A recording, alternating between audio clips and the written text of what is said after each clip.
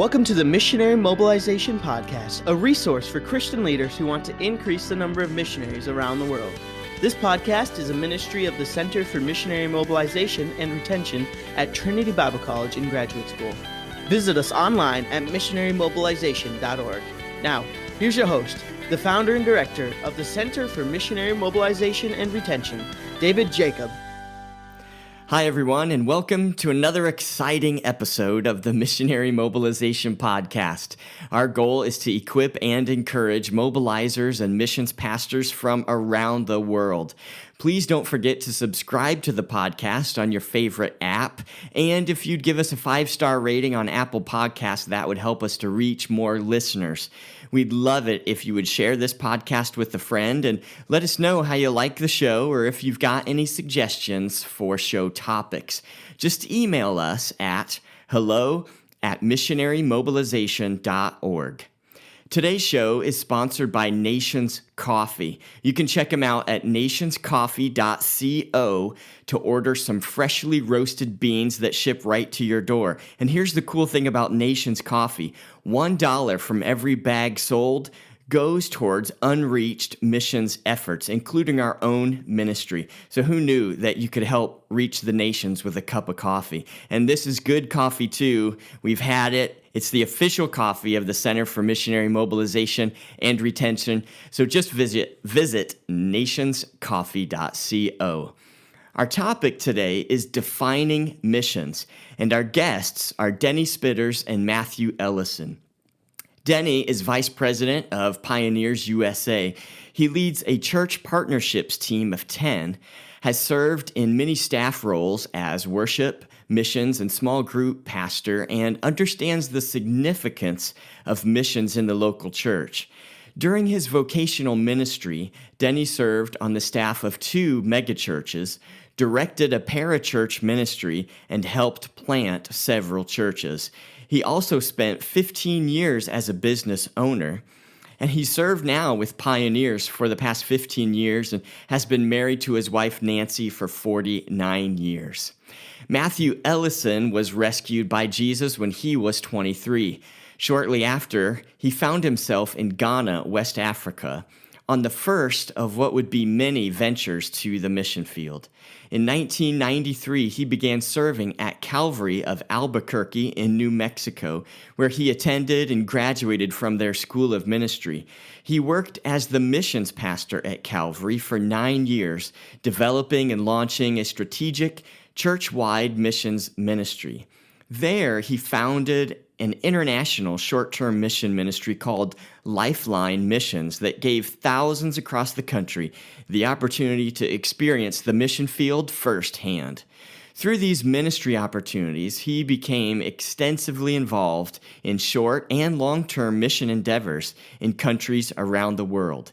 Now, he devotes his time to serving local churches across the country by coaching them in strategically focused missions and helping them to discover and use their unique gifts in partnership with others to make Christ known among all nations.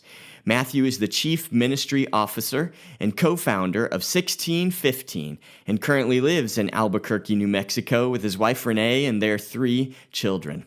Denny and Matthew are authors of the book When Everything is Missions, as well as editors of the companion text called Conversations on When Everything is Missions. So Denny and Matthew, it's great to have you today. Welcome to the show. It's great. We're glad to be with you. Thank you, David. Yeah, thank you, David. What a pleasure. Well, this is a fun conversation, and I just want to start out by talking about your first book, When Everything is Missions. As you know, I'm a big fan. I ordered 300 copies myself to hand out to my personal friends and family here, my loved ones. So let's talk about that and why you decided to write When Everything is Missions. Yeah, I think that Matthew and I mobilize churches, and that's our main role. I'm a VP of the church partnerships team, so we're focused on mobilizing churches to the Great Commission. And Matthew and I just had this incredible sense as we worked together over a long period of time, probably at least over 10 years previous to writing, that we just saw so much confusion in the church about what missions is and who missionaries are. No, everybody's a missionary. No, everything the church does is missions. And we just felt compelled to take a stab at it and zeroed in on the foundation of, the whole idea of Stephen Neal's quote, famous quote, when everything is missions, nothing is missions. If everybody's a missionary, then somehow we'll have to find another term that actually works to bring focus to long-term ministry. So yeah, I would just echo what Denny said. There is great confusion today about the Great Commission, and our experience really led us to believe that was a big issue, and that confusion has grave consequences. I will add to what Denny said that I think the idea of calling everyone a missionary is well-intentioned, because the motive is how do we motivate people to be actively engaged in their faith, but it comes with a lot of negative consequences. And so we had experienced it over and over, as Denny mentioned, over a period of 10 plus years. And I'm sure Denny experienced it before that, but it was at least a big part of our conversation for 10 years. And so one of the things we did is we said, has anyone written on this topic? And what we discovered is there were chapters in missions books or, a PS or a footnote, but no one had addressed it directly. And something that we got criticism about early on when the book was released is there's no data behind your hypothesis. And look, we've been at this a long time. I mean, I've been in mobilization 25 years, Denny just as much. We knew it was not just a hypothesis, but they were right. There was no data behind it. No, yeah. It was kind of when it walks like a duck and it quacks like a duck, it's a duck. We were just kind of like, let's start there. Yep. And it was interesting. Seed Company, in partnership with the Barna Group, did a survey on the Great Commission. I think it was 2018, maybe 2017, 2018. And lo and behold, it validated the hypothesis of the book. And so we talk about that study in book 2, because what that Barna report revealed is that the church doesn't know what the Great Commission is. Mm-hmm. Yeah, and this confusion of the definition of missions, if everybody is a missionary. So I often use the example, if my youth pastor tells me, go and be a missionary on your school campus, some of whom are going to a very diverse campus, I totally understand, many of which are not really, crossing cultures when they're going to their high school, and they're asked to be a missionary there. The thought that I could make then is if I can be a missionary here in my own home, then I don't need to go anywhere else. And what really suffers is the unreached and the nations and those far places that don't have any access to the gospel at all. And so I often like to point people to Ephesians 4. In fact, I did this morning in Intro to Missions class that I taught, where there are these different roles of the church, and not everybody is the same. We don't call everybody a pastor or a teacher or an evangelist. How come we call everybody a missionary then?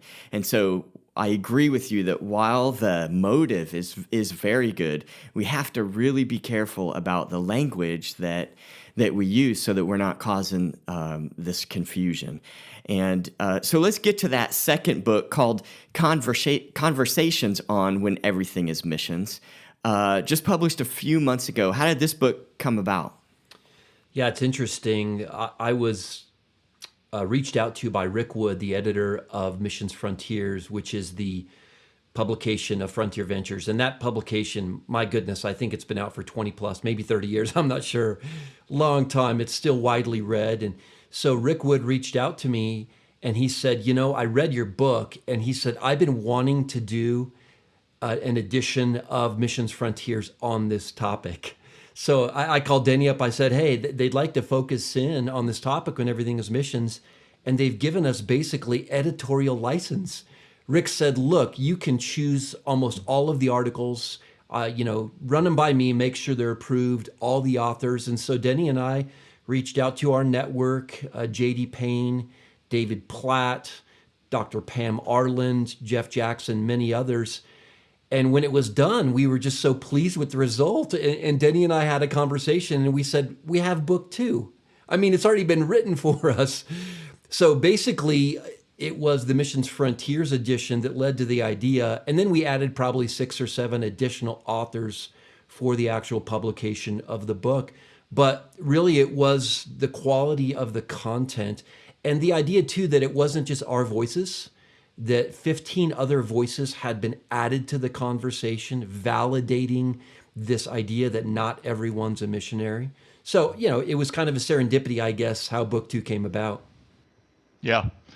You know what? These are people, many of whom, Ed Stetzer is one of the contributing authors.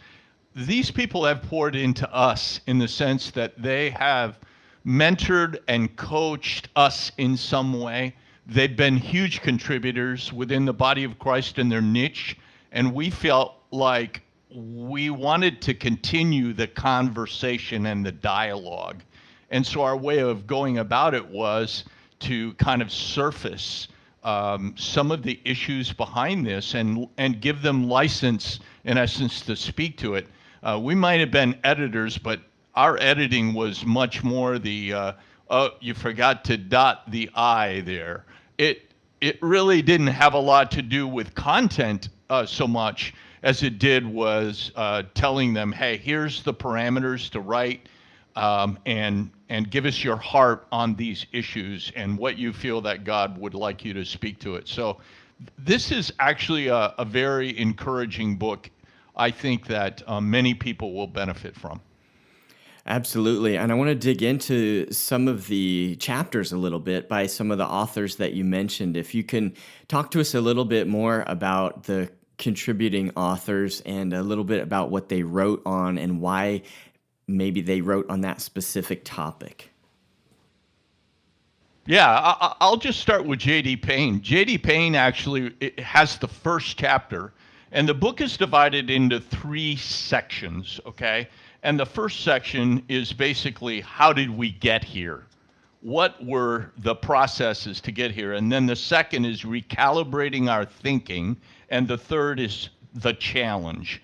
And J.D. Payne starts in the first chapter, and I love how he begins, because he says there are currents that have happened, and one of these is how, in calling everything missions, we have orphan care missions, missions to the elderly, church planting missions, leadership development and educational, and on and on and on. And then he says, we now live in a time when the church thinks of itself as doing missions, even if the gospel is never shared. That, to me, is quite a statement. That's a problem. Yeah, it's a problem, and if we lose the gospel, we don't have a mission. Without the gospel, there is no mission. So JD starts off with that. He points out stuff like a roof could be added to a church's building faster than a church could be planted among an unreached people. We want instant gratification, results now. And so he examines all these different kind of forays and currents into what has contributed to the idea of everything is missions. Matthew. Yeah, Dr. Ted Essler, who's president of Missio Nexus, a close friend of both Denny and I, also wrote a chapter, and it's called Deconstructing the Great Commission. And what he addresses is the critique of missions and how we really have become very negative in our critique. Now, to be sure, and Ted hits on this in his chapter, it's important to be critical thinkers. We need to look at missions with a critical mind. But what he hits on is we take it too far. And we not only criticize missions, but we literally rethink it. And what he talks about in this idea of deconstruction is that we should not rethink missions, okay? We need to rediscover missions is really what he's pushing for, which hits on, the theme of both books is we should definitely go to Scripture when it comes to looking for guidance on how to frame our understanding of missions. So one of the things he talks about is this criticism of missions, being a dark science.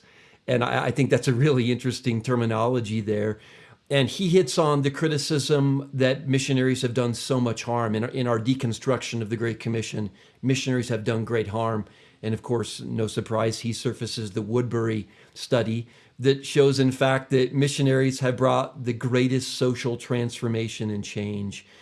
So he really pokes at this idea of deconstruction. And again, Ted's a critical thinker himself. He says we do need to be critical thinkers, but we can take it too far, and we take it too far when we redefine missions, when we rethink it, when in fact we should be rediscovering it. Really good point. And there's some great other chapters and topics in this book as well. We highly encourage you to get it. We'll put a link in our show notes. Conversations on When Everything is Missions. So aside from maybe gifting the book to a pastor or another Christian leader, how do we as mobilizers and missions pastors correct this narrative that everything is missions? What other things can we do? Sometimes maybe giving a book like this is not as well received as we would hope. And so what are some other thoughts that you guys have that can help our listeners today implement into their own ministries to correct this narrative?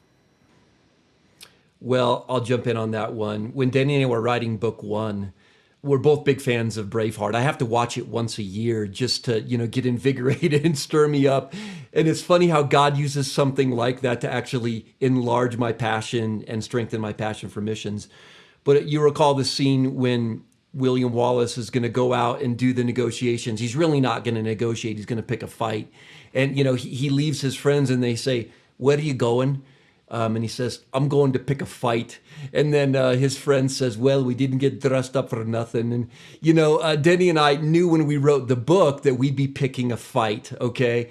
It's pretty amazing how controversial this has been. So I would say some finesse is needed. And I hear what you're saying. You drop another book in your pastor's hands, maybe he'll read it. Look, if you have good rapport with him, if you've got a good relationship and you can make an appeal, "Hey, read this book. I think it's profound." That's one thing. But don't be the guy that stacks up more books in his hands. Like he sees you and he's like, "Oh no, here he comes again with another book, trying to lobby his cause." So I would say finesse is needed. Let me say this. I was thinking about this question because you sent us these in advance. Our heart for these books is that people would not take our word for it, but they would go back to the scriptures. And what comes to my mind here is Acts chapter 17. You're familiar with the passage, of course. But it says, "Now these Jews in Berea were more noble, than those in Thessalonica. They received the word with all eagerness and examined the scriptures daily to see if these things were so." And so we would say this: is your understanding of missions, whether you're a missions pastor or a senior pastor or just, a follower of Jesus, has it been shaped by the things that matter to you? Has it been shaped by cultural trends, personal passions, preferences, prejudices, or have you allowed your understanding of missions to be shaped by the Bible? So we would say, be like the Bereans. Don't take our word for it. We're very precise, at least we should be, when it comes to our Christology, right? The doctrine of Christ. And many other doctrines, we're precise if we're orthodox. But as you pointed out, when it comes to missions, we're real loose. And so we would say, is that biblical? Calling everyone a missionary? Is it helpful? Does it lead to more missions work being accomplished or less? So let me just say that. Encourage people to say, to go back to the word. Is my understanding of missions shaped by Bible? That's good. Absolutely. Well, we'd love to hear some testimonies. Can you share some stories about how pastors or churches shifted their definition of missions and then some results of that shift? Yeah, Matthew, you've got a couple of, I think, great ones that directly related to this. I know before you share them that I have had multiple people who have called me and have said, "I really want to talk with you through the process of what discipleship and missions looks like in our church. And I don't know these people necessarily, or they're not partners with us in Pioneers." And of course, I'm open to that. And I find out that the thing that motivated them was either somebody gave them a book or they found the book, When Everything is Missions, and their entire staff read it. And they went through it together, or their entire leadership team of missions went together and said, "Oh my goodness, we're everything is missions to us in our church. How do we deal with this? How do we correct it?" So I know that there's lots of different avenues and niches that this book has kind of found to stimulate it. But Matthew's got some great kind of case results, so to speak. Yeah, in fact, we're going to hit on one that is actually in Book 2, Conversations on What Everything is Missions. It's in the appendix, and it's churches that rediscovered missions. Again, a rediscovery is needed, not a rethinking or a reimagining or a redefining, but a rediscovery. And Pastor Trent Hunter is one of the contributors, and it's basically a conversation, an interview we had with 3 churches that changed their mind. And this church, long missions history, been around for a long time, many, many decades. And they started to experience missions drift. Over time, they started to load up their missions budget and their mission strategy with anything that was outward. And to be clear, these were really good things. Motorcycle ministry, reaching out to people on the fringes and, the motorcycle gangs and clubs, things like that. Homeless ministry, homeless shelters, again, valuable, important ministries that bring the kingdom of God to bear, of course. But they'd experienced missions drift. And Trent Hunter, the senior pastor, wisely went to his missions team and elders and said, I'd love to bring 1615 in and have them help us really, again, rethink our approach, but really rediscover our missions vision. And so what happened was they went through a series of meetings that happened over multiple months. And they really went back to the Word and they said, God, what is it that you've called us to accomplish? We've been telling every member of this church that they're all missionaries, but is that actually a biblical concept? And what I want to hit on here is this. You will not see transformation in one meeting. You will not see transformation in one conversation. And I would suggest that if you're trying to be a mobilizer that is working to change, the hearts and minds of those you're ministering to, you can't come in with guns blazing. It needs to be conversational. It needs to be process-oriented. It needs to be rooted in scriptures. And so as they went through this time, that had a clarifying effect. It had a clarifying effect. And they have now, if I can use this terminology, kind of cleaned up their missions budget and strategy. And it's not that they dismissed everything else. They just said, this doesn't belong underneath missions. We're going to reserve our missions budget and strategy for cross-cultural work with an emphasis on the least reached. And so that took time. It took prayer and it took a process. I often say this, the transformation happens in the context of a process led by the Spirit of God's people coming together. So that's what I would advocate for. If you want to bring transformation, the book's a great catalyst if you have that rapport with your pastor, but it's going to require some conversations. Denny? Yeah, I think that process thing is so critical. I think we could share 2 or 3 examples of that at least today in depth. I love in the back of the book that we included this in the appendix called Churches That Change Their Minds. And, this really is a process in the sense, in our first book, we said the church doesn't do missions well because it doesn't think about missions well. And Ed Stetzer has said so well, how we think about missions today determines how we will do missions today, tomorrow, and the future. And we just think fuzzy definitions leads to fuzzy execution. And as has already been mentioned by Matthew, we need to allow the Bible actually to shape and inform our missions, decisions, and actions, rather than the mission of God or et al., whatever missiologist book has been written. We're not saying all of that is bad, but as Ted points out in the 2nd chapter, the deconstructing of missions and the deconstruction really of thinking in our own culture contributes to this. We wouldn't think of having bad theology surrounding the extra-biblical term the Trinity. But when it comes to missions, anything and everything can be said or followed outside of the Bible. And Jesus himself made the mission for us very, very clear. So we would say, let's take all of what's been said and written and done and put it within the context of the Bible. Open it up for yourself and determine what Jesus is saying the emphasis of mission should be within the church.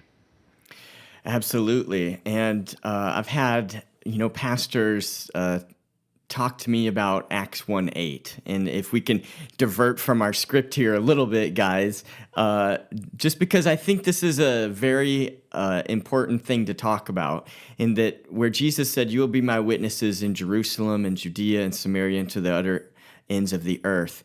I've had pastors say, okay, let's get our Jerusalem figured out first. Let's establish ministry here in our own hometown first, and then we will begin to reach out. How do you, as mobilizers from agencies and perhaps even missions pastors that are, working with senior pastors, how do we answer this type of question? Yeah, this is really good. I think that Acts 1:8 is probably the most misunderstood, next to John 20:21. The most misunderstood, those two, of the 5 commissioning statements that Jesus made. And Acts 1:8, let me ask you this, David. By Jerusalem, you mean your hometown, right? Where you live. Well, is that what you mean? That's what some of the pastors that I talk to mean. Right, yeah. right. Yeah. Our city. We must own our city. And then someday, maybe we'll own another city next to us in the region near us, Judea, etc. Here's the problem with that whole level of thinking. Jerusalem was not their home. They weren't heading to Jerusalem at all. It was Jesus' strategy for the purpose of taking the gospel globally. Everybody goes, Jerusalem, then Judea, then. Sorry, the passage says, and. It's all inclusive of Jerusalem to the ends of the earth. This was a strategy Jesus was giving his disciples. And he was giving this strategy so that the gospel, when the Holy Spirit came upon them, would go forth in power. They spoke in a multitude of languages given by the Spirit, and all these people that were Jews there from all over the world coming to Jerusalem were like, whoa, that's my language. What's going on? So this is the most misunderstood idea, and it truncates the gospel and the going forth to the nations, because we just kind of settle for doing the gospel in our own context. Look, if you're going to interpret that passage as your city being your Jerusalem, which, as Denny pointed out, was not the way that passage was originally communicated. But if you're going to use that rationale, okay, so I often heard concentric circles, right? Let's get it going here. Let's just be practical here. The needs all around us, the lostness, the suffering, is always going to get first dibs on our attention. It requires a great deal of intentionality to get people to care about people groups and, the lost outside of our geography, outside of our culture. So we have to be intentional. And as Denny pointed out, it was not multiple choice. It was simultaneous activity. Again, if you're going to interpret my Jerusalem, my Judea, fine. Make sure that you're engaged in all of those areas, that you don't just choose one of them. Because if you wait until you figure things out at home, you're never going to go, okay, Paul, from Jerusalem to Illyricum, my mission is done. I have no more work left to do. What an incredible statement, David. Think of the tens of thousands of people that had not followed Jesus in those cities. Think of the tremendous needs in those cities. And he said, my work is done here because I need to now take the gospel to the ends of the earth, as it were, to places that don't have it. And what did he tell Timothy? do the work of an evangelist. We need people to remain in those places to do the work of evangelism, but it's not the same as the pioneer frontier missionary Paul. So if you're going to interpret that passage, Acts 1:8, as my Jerusalem, my Samaria is my country, whatever, make sure you have every one of those represented in your missions portfolio.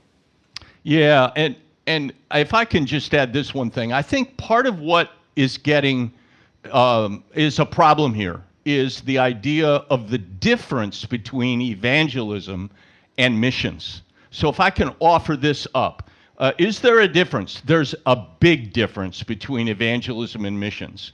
And here's a definition that George Murray gave that I think is very helpful in this. His definition of evangelism is helping people believe in Jesus. Well, I want to do that in the context of which I live in here in Orlando. Definitely. Helping people believe in Jesus. That is evangelism, and that is something that every disciple should own. His definition of missions is helping people know there is a Jesus to believe in. That's a big difference. We live in a gospel tsunami in the West. And we're talking about people now that are unreached and unengaged that live in a gospel Sahara, where if they wanted to find out about Jesus and they don't know who he is, there's nobody available to tell them. There's no means for them to know. So that's really important because the evangelism is the church growing where it is. Missions is the church going where it isn't. And that's the focus of Acts 1:8. Going where it isn't. Yeah, so good. And this is a really crucial component here because of this verse is used a lot. And I think it's very important that we understand some of these dynamics that I would even say you don't have a Jerusalem. The disciples were from Galilee. Jerusalem was not their home. And so Jerusalem is a real geographic place. Then Jesus was talking about a specific geographical location. And so it is so crucial that we understand this and that we get the gospel to the ends of the earth. And the problem with these confusing definitions is that that is what suffers the most when we don't define missions well. So the book is called Conversations on When Everything is Missions. There's a link in our show notes, missionarymobilization.org/podcast. And guys, if our listeners would like to purchase the book or get involved with you in other ways, they would like to learn more about this topic, how can they do that? Wheneverythingismissions.com. You can purchase book 1. You can purchase book 2. There is a bundle discount if you want both of them together. We also have a podcast called When Everything is Missions. You can listen to it on the website or you can subscribe to it wherever you get your podcast. And we bring in a wide array of speakers. In fact, this season is all about showcasing the contributors for this book. So you'll hear from Ted Essler. You'll hear from Pam Arland and others.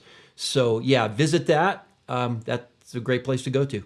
Awesome. We'll link to that as well. And if you'd like to learn more about missions mobilization, we want to introduce you to Trinity Graduate School's Master of Arts Intercultural Studies. Get this, it's got an optional concentration in missions mobilization. And I teach some of these classes. I would love to talk with you about this. This degree is specifically designed for missionaries, missions pastors, and agency mobilizers. So if you're interested in getting an MA, Intercultural Studies, visit trinityiblecollege.edu for more information or just contact us at hello@missionarymobilization.org. Guys, Denny, Matthew, so great having you on the show today. Such an important conversation. Really appreciate you being with us. Thank you so much. Yeah, thanks, brother. Well, until next time, let's keep praying for more laborers to work in his harvest fields. You've been listening to the Missionary Mobilization Podcast, a ministry of the Center for Missionary Mobilization and Retention at Trinity Bible College and Graduate School. You can access free resources online at missionarymobilization.org.